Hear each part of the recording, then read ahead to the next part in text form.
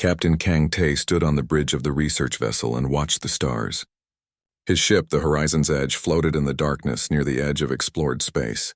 For 3 months, his crew had been studying strange energy readings in this sector. Nobody expected anything dangerous. This was supposed to be a simple science mission.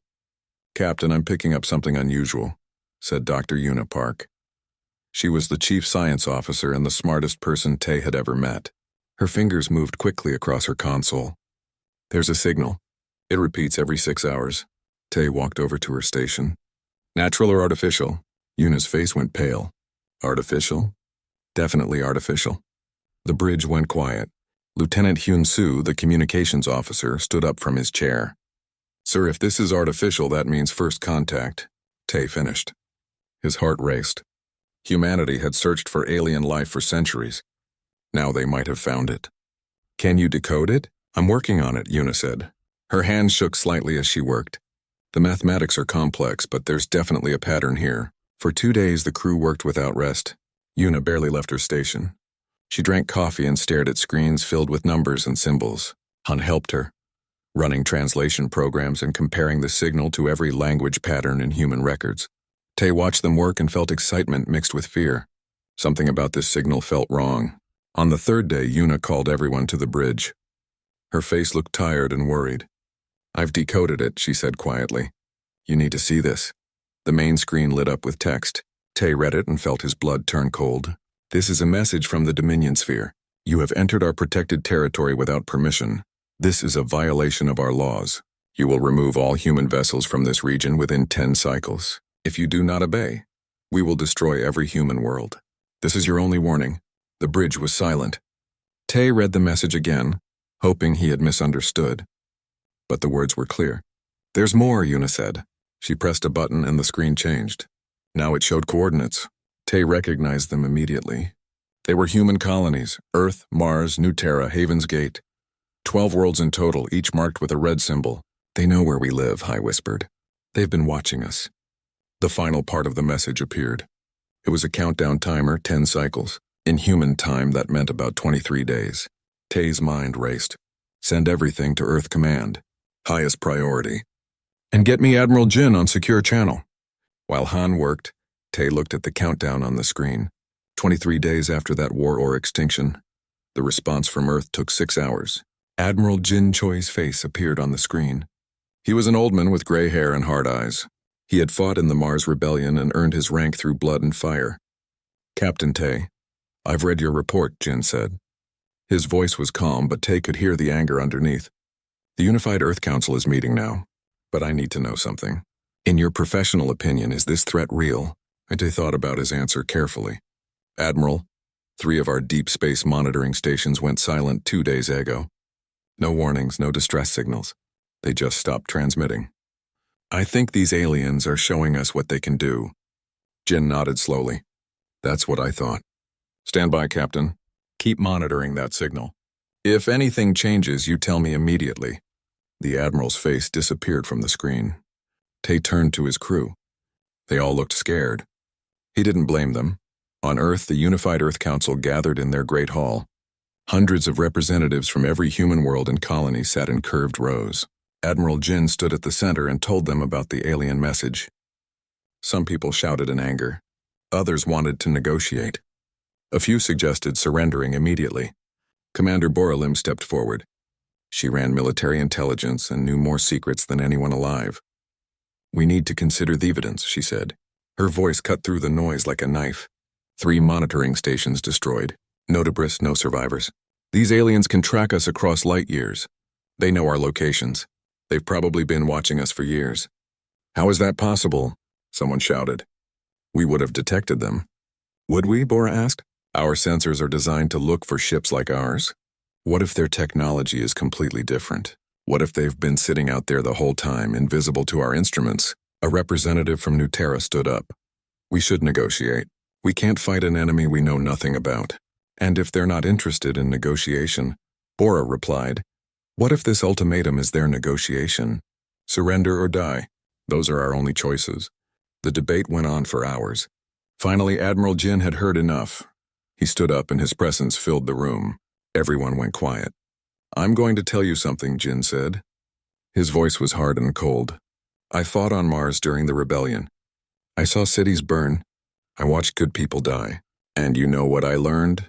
Bullies don't stop when you give them what they want. They just ask for more. He walked to the center of the chamber. These aliens think we'll run. They think one threat is enough to make us abandon our homes. But they don't know humans. They don't know our history. We fought each other for thousands of years. We survived wars that nearly destroyed our planet. We climbed out of the ashes every single time. What are you saying? Asked the council president. I'm saying we don't run, Jin said. Not from aliens. Not from anyone. If they want our worlds, they'll have to take them. And I promise you we'll make them pay for every inch. The vote was taken. 87 members voted to reject the alien demands. 13 voted to surrender. The decision was made. Back on the horizon's edge, Tay received new orders. His ship would stay in position as bait. The human fleet was mobilizing. Every warship, every fighter, every weapon humanity possessed was being prepared for war. Sir, what do we tell them? Juan asked. The aliens are waiting for our response. Tay thought for a moment.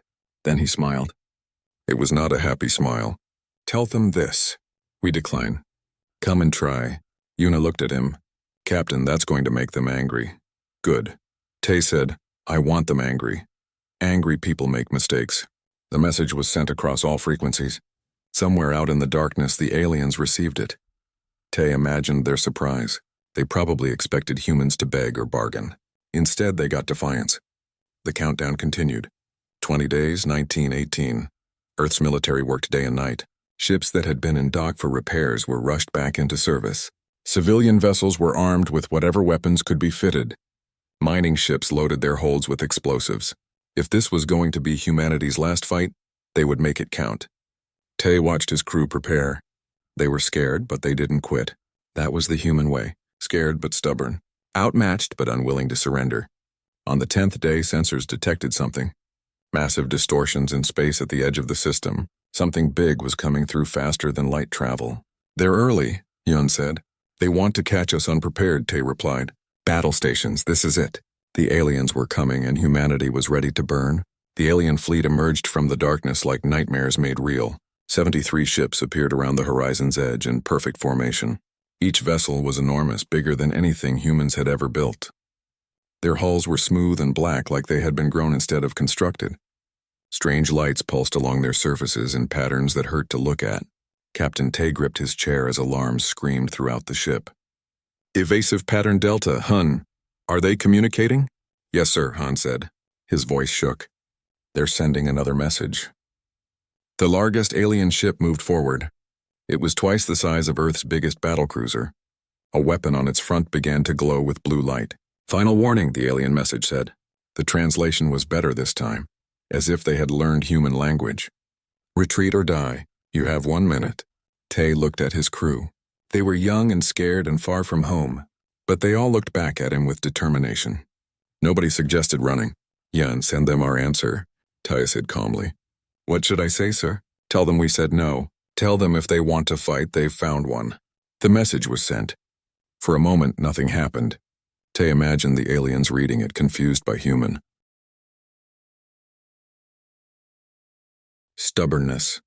They probably expected begging or negotiation. They got neither. The alien dreadnought fired first. A beam of pure energy cut through space where the horizon's edge had been seconds before. Tay's pilot, a young woman named Rena, threw the ship into a spin that would have crushed normal humans. But humans had learned to build ships that matched their crazy flying styles. Return fire, Tay shouted. Everything we have. The horizon's edge was a research ship, but it had been fitted with weapons during the past weeks. Railguns mounted on its hull fired solid metal slugs at incredible speed. Missiles stirred toward the alien fleet. It wasn't much, but it was something. The railgun rounds hit an alien cruiser. Its shields glowed bright blue, then flickered. Then they failed. The metal slugs punched through the alien hull and tore it apart from the inside. Atmosphere vented into space. The cruiser went dark and began to drift. On Earth, Admiral Jin watched the battle through transmitted data. When he saw the alien shields fail, he smiled. They can be hurt, he said. Send the fleet now. Across human space, the response began. 200 warships that had been hiding behind planets and asteroids activated their engines. They had been waiting for this moment, waiting to see if humanity's weapons could actually damage the aliens. Now they knew. The First Fleet jumped into the battle zone led by Admiral Jin's flagship, the Indomitable. It was Earth's most powerful warship, armed with weapons designed by the best military minds humanity had. Leading the weapons team was Sergeant Dae Kim, an engineer who never slept and always had grease on his hands. "All ships, this is Admiral Jin." The old man's voice echoed across every human vessel. "These aliens think we're weak. They think one threat is enough to make us run. Show them they're wrong. Show them what humans do when you back us into a corner. Attack! 200 ships open fire at once!" The space between the two fleets became a storm of light and death. Railguns fired. Plasma cannons burned. Nuclear missiles with warheads powerful enough to crack asteroids flew toward alien targets. The aliens adapted quickly. Their formation shifted. Their shields strengthened. But they had made a own critical mistake. They thought this would be easy. They thought humans would be like other species they had conquered, rational enough to know when they were beaten. Humans weren't rational, not when their homes were threatened, not when their families were at risk. Humans were the species that had survived ice ages and plagues and their own worst instincts. They were survivors, and survivors don't quit. Lieutenant Nari Song flew her fighter off the carrier Resilience. She led a squadron of 12 small fast ships. Their job was simple and suicidal. "Get close to the alien dreadnought and hurt it." "Eagle Squadron, follow my lead," Nari said over the radio. She pushed her fighter to maximum speed. Behind her, 11 other ships followed. The alien dreadnought saw them coming. Point defense weapons fired thousands of rounds per second, space filled with tracers and explosions. Nari's wingman died first, his fighter simply disappearing in a ball of fire. Then another. "And another! Keep going!" Nari shouted. Sweat ran down her face. Her hands gripped the control so hard they hurt. 6 fighters left 5-4, but she was close now. Close enough to see details on the dreadnought's hull. Close enough to see a weak point where the armor was thinner near the reactor section. "Fire everything!" Nari screamed. She and her 3 remaining pilots released every missile they had. The weapons streaked toward the dreadnought's exposed core and detonated. For a second, nothing happened. Then the dreadnought's reactor lost containment. A miniature sun was born in the middle of the alien fleet. The explosion was so bright it would be seen from planets millions of miles away. The dreadnought simply ceased to exist. 6 alien ships nearby were caught in the blast and destroyed. Nari's fighter tumbled through space. Its systems half melted from the heat, but she was alive. 2 of her squadron mates were alive. They had traded 9 lives for 7 alien ships. It was a terrible trade. But it was the kind of trade humans understood. The battle raged for 8 hours. It was chaos and violence and death. Humans died by the hundreds, but aliens died too. And that was what mattered. For the first time in their history, the aliens faced an enemy that would not break. On the Indomitable, Sergeant Dae worked at a console while explosions rocked the ship around him.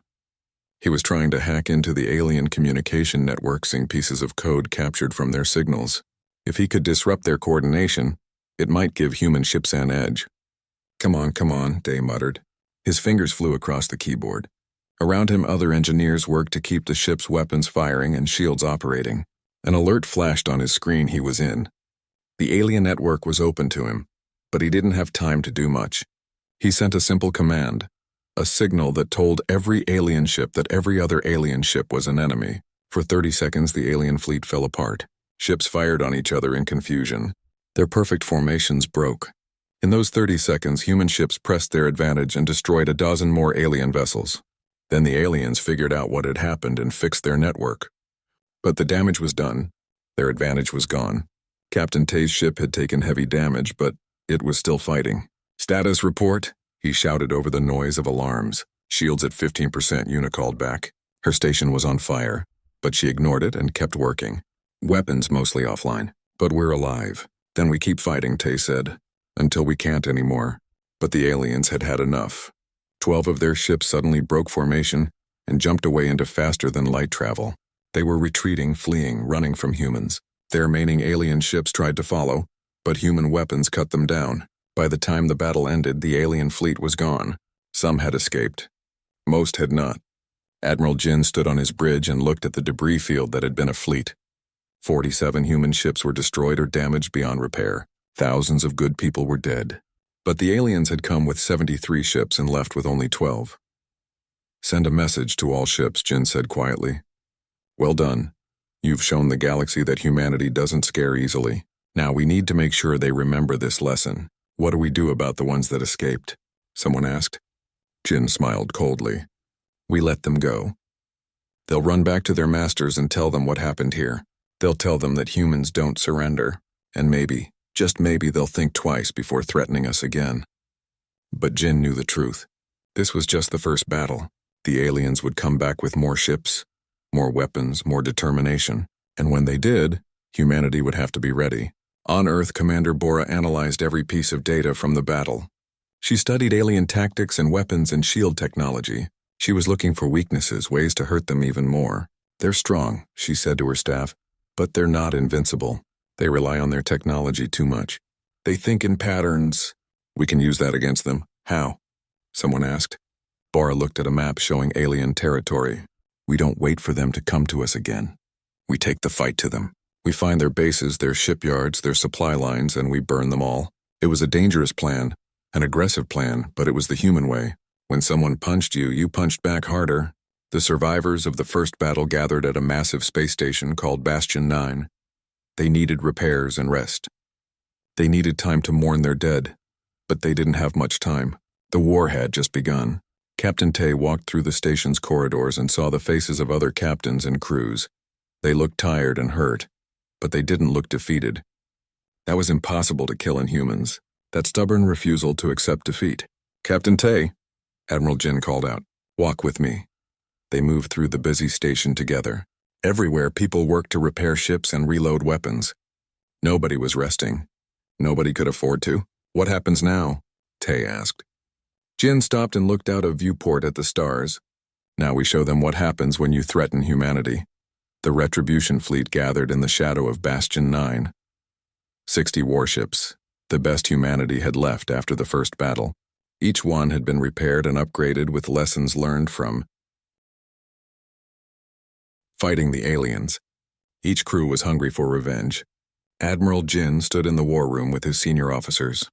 Commander Bora projected a hologram of the Epsilon Aerodani system in the center of the table.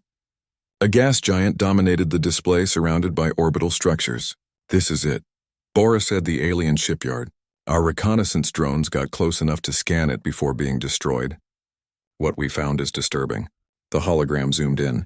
The orbital complex was massive, stretching for hundreds of miles. Dozens of alien ships in various stages of construction hung in the building frames like insects in a web. How many ships? Captain Tay asked. His Horizon's Edge had been rebuilt as a light cruiser armed with more weapons than most destroyers. At least 200, Bora replied, maybe more. If we let them finish construction, they'll have enough firepower to destroy every human colony in one campaign. Dr. Yuna studied the hologram with worried eyes. She had been studying alien technology captured from the first battle. Their construction methods are incredibly fast. They're using automated systems controlled by a central AI network. If we can disrupt that network, the entire facility might shut down. That's a big if, said Sergeant Day. He leaned on a cane now, his legs still healing from injuries in the last fight. But he refused to stay behind. Their network security is unlike anything we've seen. I've been working on a virus that might work, but I'll need to upload it directly to their core systems. That means aborting action, Admiral Jin said. He looked at Day. You're not healed enough for that kind of mission. With respect, sir, nobody understands their systems like I do. Day replied, if we're doing this, I'm going. Commander Nari entered the room.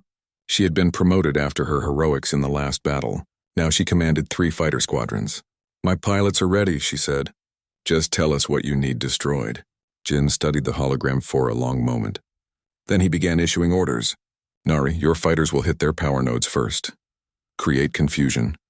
Tay, the Horizon's Edge, will lead a strike team through the construction frames. Use the structures as cover. Tay, you'll board with the Indomitable's Marines and upload your virus. The rest of the fleet will engage their defense ships and keep them busy. What about reinforcements? Someone asked. If they call for help, then we'll deal with it, Jin interrupted. But I don't think they'll have time. We're going to hit them fast and hard. No warnings, no mercy. Just like they showed us, the fleet prepared to jump. Aboard the Horizon's Edge. Captain Tay walked through his ship and checked on his crew. They looked different now, harder. The first battle had changed them all. They had seen friends die. They had learned that the universe was not kind or fair. Yuna sat at her science station running final checks on the equipment. "Are you scared?" Tay asked her, terrified. She admitted, "But I keep thinking about Earth, about my family. If we don't stop these aliens here, they'll come for our homes. So yes, I'm scared, but I'll do my job anyway."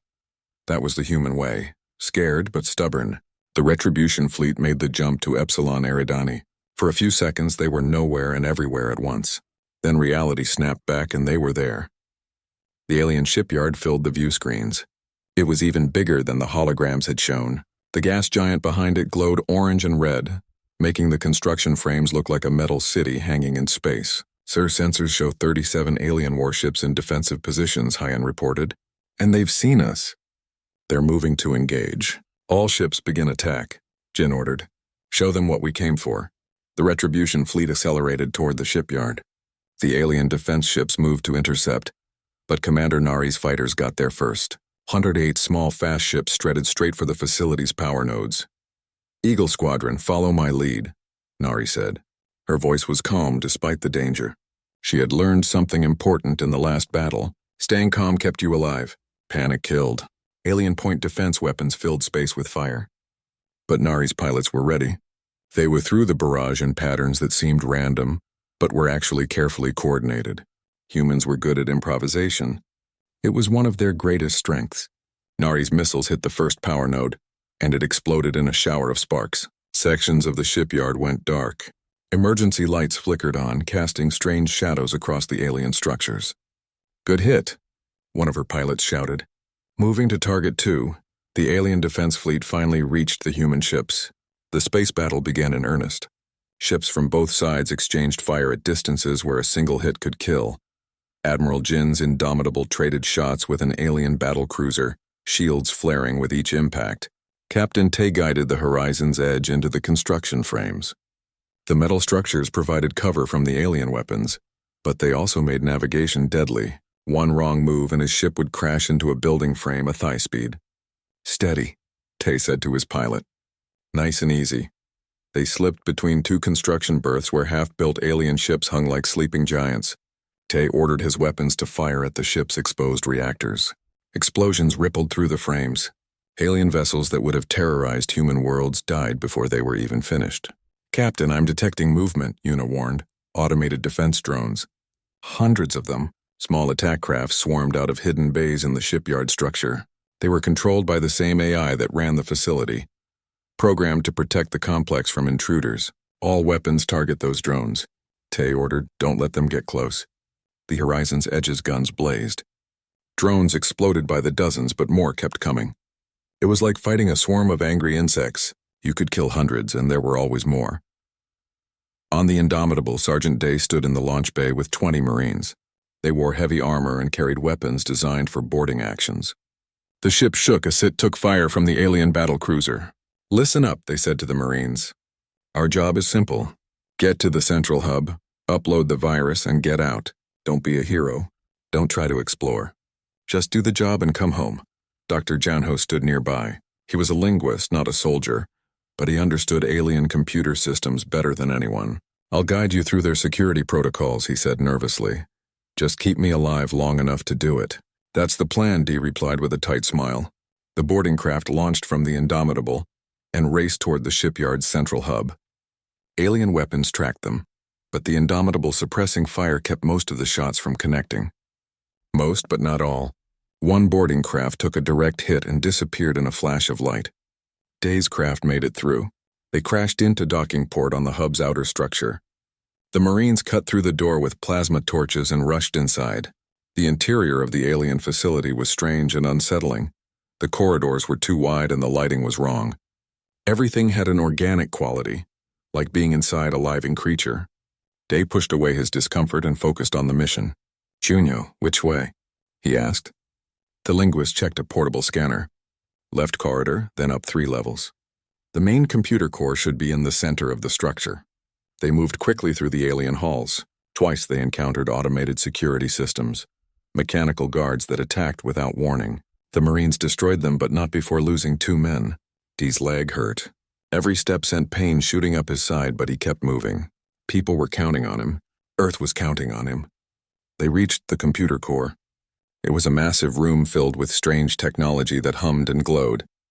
Kunho immediately went to work, connecting his equipment to the alien systems. "This is incredible," Junho muttered as he worked. "Their processing power ice orders of magnitude beyond ours. But the architecture is vulnerable to certain types of viral code. I think Day's virus will work." "How long?" Day asked. Outside, he could hear fighting getting closer. The aliens had noticed the intrusion. 5 minutes, maybe less. "Work fast," Day said. He positioned the Marines at the doorways. "Nobody gets past us." The aliens came in a rush. Not biological creatures, but more automated guards, taller and heavier than the ones they had fought before. The Marines opened fire, their weapons filling the hallway with light and noise. Day joined the fight despite his injury. He couldn't shoot as well as the Marines, but every gun helped. An alien guard broke through the line and charged at Junho. Day threw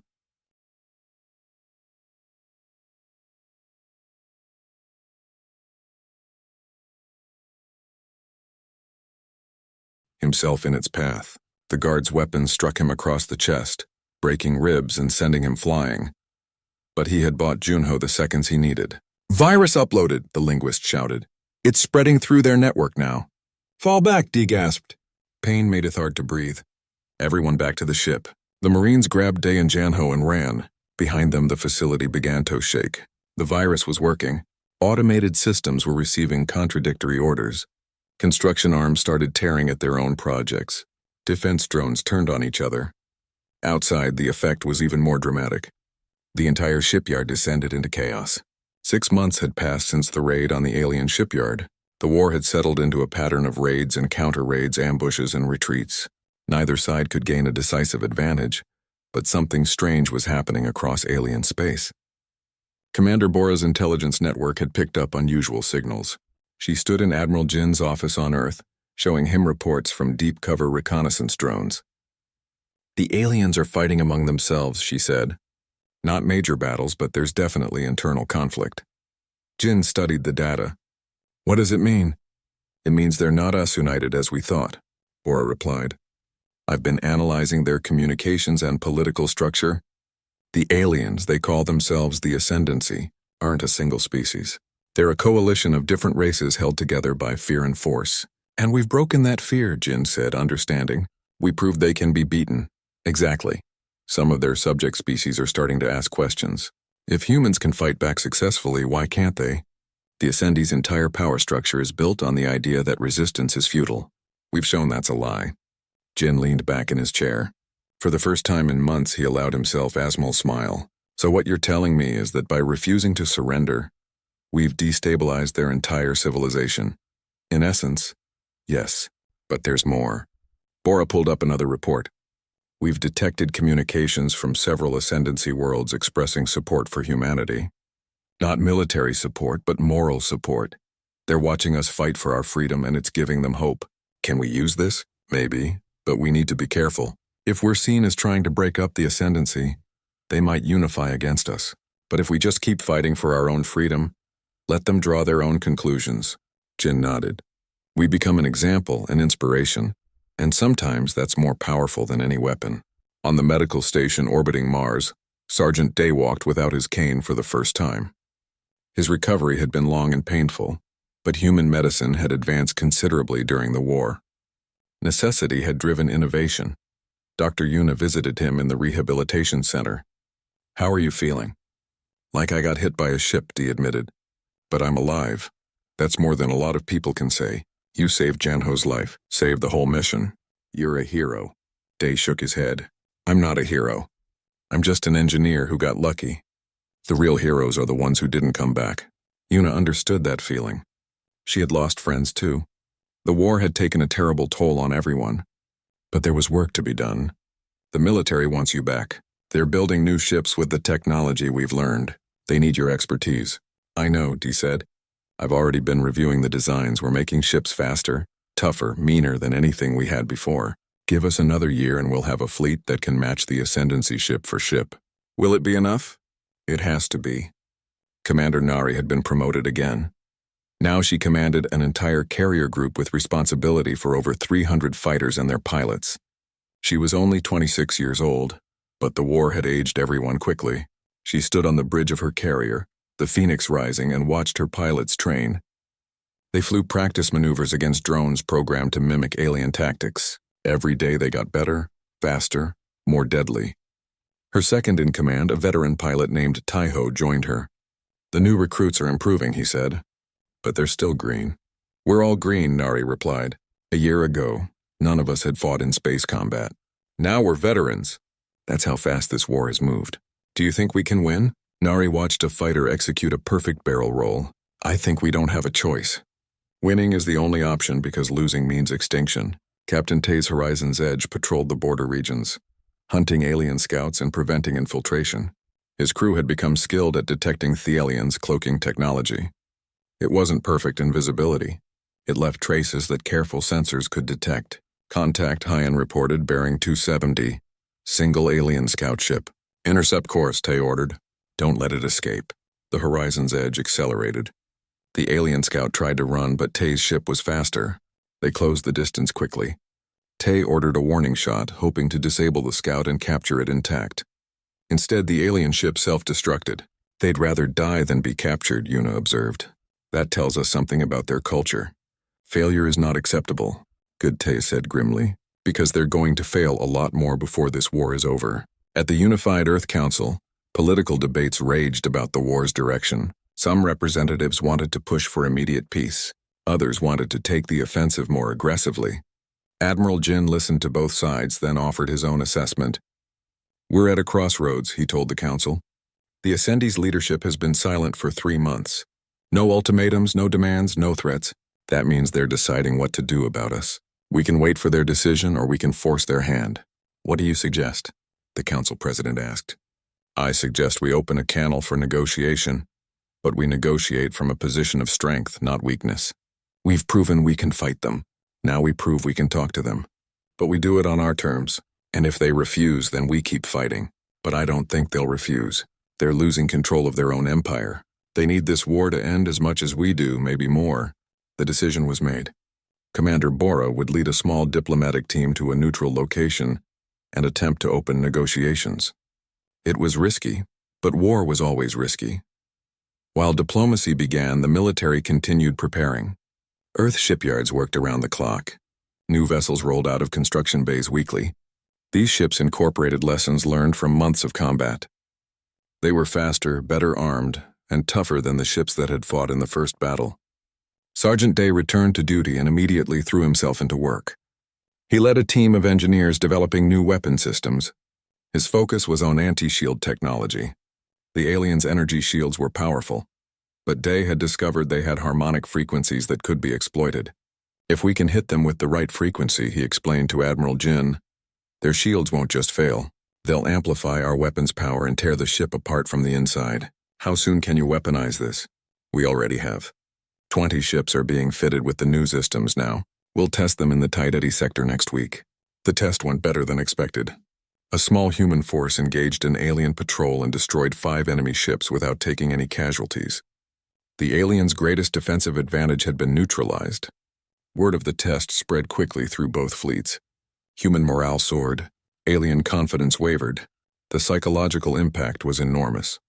Commander Bora's diplomatic team made contact with Ascendancy representatives at a space station built specifically for the negotiations. The station was located exactly between human and alien territory, a symbolic middle ground. Bora led a small group that included Dr. Yuna and Dr. Junho. They were unarmed and accompanied by only a small security detail. It was a show of good faith, but 3 human warships waited 1 jump away, ready to intervene if anything went wrong. The Ascendi sent 3 representatives from different species. Each looked completely different from the others, confirming Bora's intelligence that the Ascendi was a multi-species coalition. They wore elaborate robes and carried themselves with an air of superiority that irritated Bora immediately. The lead alien spoke through a translation device. "We are here to discuss the terms of your surrender." Bora almost laughed. "You must have misunderstood. We're here to discuss the terms of peace, not surrender." "Never surrender. You cannot win this war," the alien said. "We have resources beyond your imagination. Fleets you haven't seen, weapons we haven't used, and yet here you are talking to us instead of attacking." Bora replied calmly, "If you were truly Confident in your superiority, you wouldn't be negotiating. You'd be conquering. So let's skip the posturing and have an honest conversation. The aliens exchanged glances. Bora could see she had surprised them. They weren't used to species that talked back. Dr. Yuna stepped forward with a portable display. We've been studying your civilization. We know about the internal conflicts. We know about the subject species questioning your authority. We know your empire is more fragile than you'd like us to believe. You know nothing. One of the other aliens hissed. We know enough. Bora said, here's what's going to happen. You're going to recognize humanity's sovereignty over our current territory. You're going to establish a neutral buffer zone between our spaces, and you're going to stop threatening us. In return, we won't actively support rebellions in your territory. You're in no position to make demands, aren't we? Bora pulled up tactical displays showing recent battles. Every engagement in the last 2 months we've won. Your losses are mounting. Your subject species are watching. How long before they decide they can do what we did? How long before your entire empire falls apart? The negotiations continued for 3 days. Sometimes they were tense. Sometimes they nearly broke down.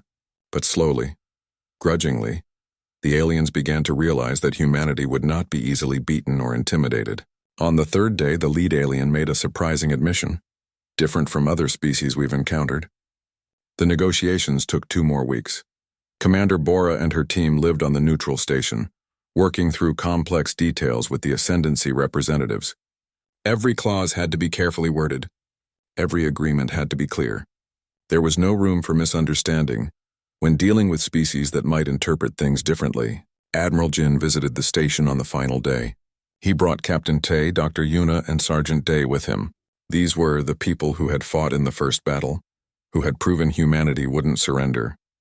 Their presence sent a message.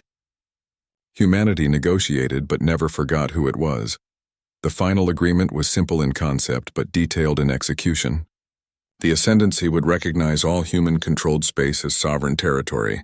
A buffer zone 3 light-year wide would separate the 2 powers. Either side would enter this zone with military vessels. Trade could occur, but only at designated points with proper inspections. Most importantly, there was a mutual defense clause. If either side violated the agreement, it would be considered an act of war. No more ultimatums, no more threats, just clear lines that everyone understood. There's one more thing, Bora said during the final session. She placed a data drive on the table. This contains evidence of every human world the Ascendancy was tracking before the war. We know you had targeting data for our colonies. If we sign this agreement and any human world is attacked by anyone, even pirates or raiders, we'll assume it was the Ascendancy testing our resolve, and will respond accordingly. The lead alien representative studied her with something that might have been respect. You trust nothing. We trust actions, not words, Bora replied. You threatened to destroy our worlds. You attacked our ships. Why would we trust you now? A fair point, the alien admitted. Very well. We accept these terms, but understand we are making this agreement because it serves our interests, not because we fear you. Admiral Jin smiled coldly. You can tell yourself that if it helps, but we both know the truth. You fear us because we're unpredictable, because we fight when logic says we should surrender because we're the first species. You couldn't intimidate into submission. The treaty was signed. News spread across human space within hours. People celebrated in the streets of Earth and Mars and every colony world. The war wasn't over. Wars rarely truly end. But the immediate threat had passed. On the Phoenix Rising, Commander Nari gathered her pilots for a final briefing. The ceasefire takes effect in 6 hours, she told them. After that, we don't shoot unless shot at. But stay alert. Stay ready. Treaties are just words on paper. Our vigilance is what keeps us safe. Her pilots understood. They had learned hard lessons during the war. Peace was good, but preparedness was better.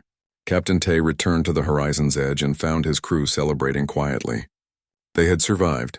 That was worth celebrating, but they also knew their jobs weren't done. The ship would continue patrolling the borders, watching for any sign of trouble. Yuna joined Tay on the bridge. They looked out at the stars together. What do you think happens now? She asked. Now we build, Tay said.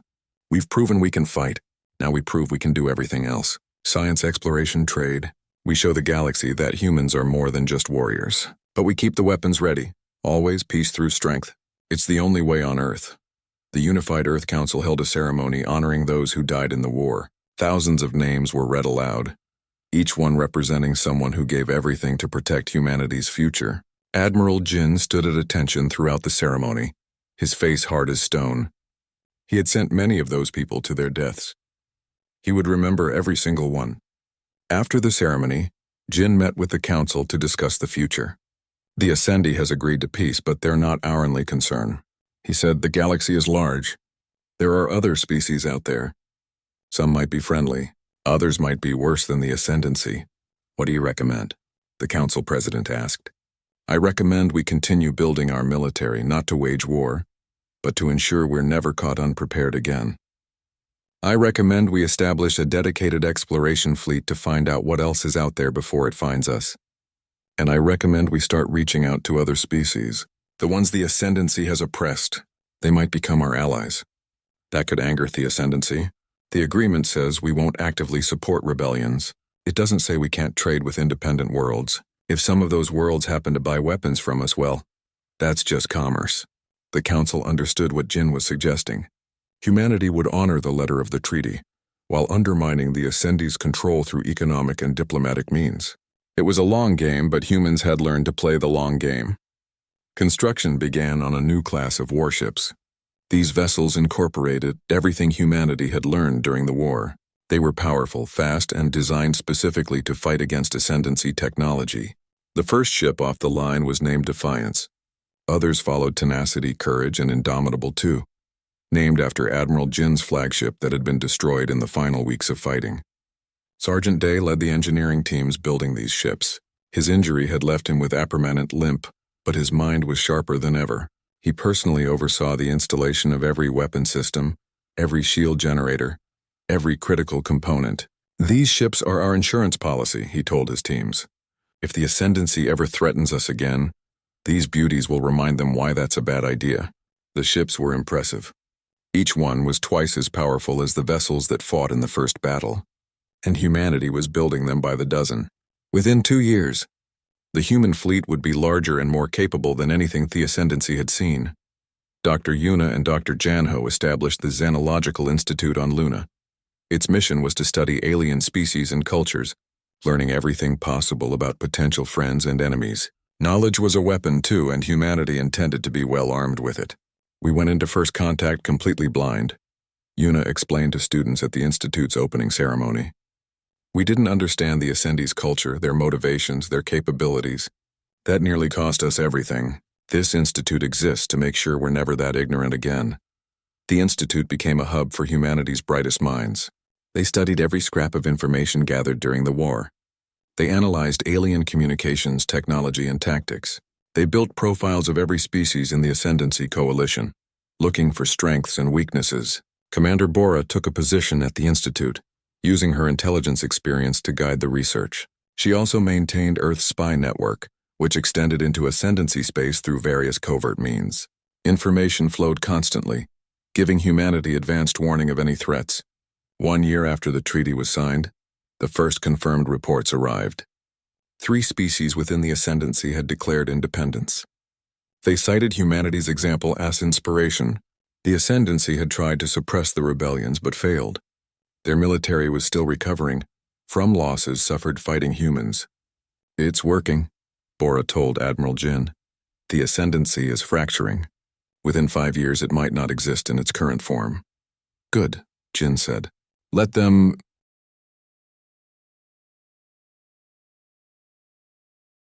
collapse under their own weight.